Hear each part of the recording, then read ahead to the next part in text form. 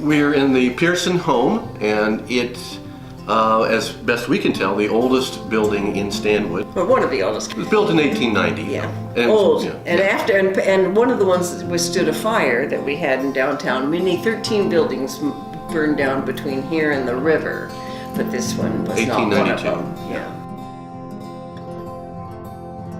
D.O. Pearson was the city's first mayor. It's the reason why it's called Stanwood. He named it after his wife, her maiden name, Clara Stanwood Pearson, because he just thought there were too many Centervilles, which is what it was originally called, although it was created really across the river. But he comes in 1877 and did something that was completely unusual. Besides the tavern that was just feeding drinks to the loggers in this area, he developed the first really mercantile store. He had 2 stores along the river. The 3rd store he built in 1905, and that today is just down the street. It is a dance hall, Lower Billy's. So he was quite instrumental in helping to form the community. As we pointed out when he first came over here, he was the lawyer, notary public, dentist, and a doctor. So And postmaster. when the only doctor in town left, he left him all of his medicine. And so Dio would be known to, to diagnose different illnesses and pull old molars. Come in, buy a pair of boots, have your tooth pulled, and So just he move was right on. he was a Renaissance man. He was.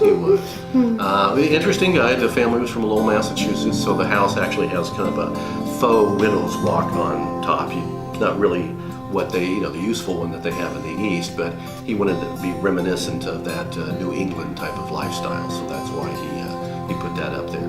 It's a 3-story house now. He added the 2 stories after securing this in 1890. So it's a very interesting. What we tried to do, especially with the new renovation, is we wanted to set it back as close as possible to an authentic type of situation where the Pearsons lived here. It had obviously, especially the kitchen had been kind of the 1960s. We had Formica counters and they had put a lot of cupboards in and everything, when this was probably a private home. So we've had all that torn out. We got a grant to be able to do this. And then we came in and we repainted and we hired some people to put wainscoting up and we redone the parlor. And we're really quite happy about the way that it's turned out.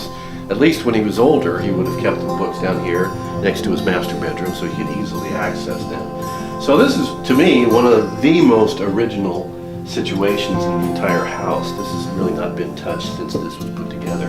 We've done 2 Giving Tuesdays for the Pearson House, and we were able to redo, I think, maybe a dozen windows. They're the original windows, but now they work. They work up and down, and so that was a really big deal. And we did that in conjunction with the Archaeology and Preservation Department. And I'd like to stress the generosity of this community is the reason why not only has the Pearson House been saved, but the Floyd Norgard Cultural Center has been saved. And then we have this incredible cultural complex in downtown Stanwood.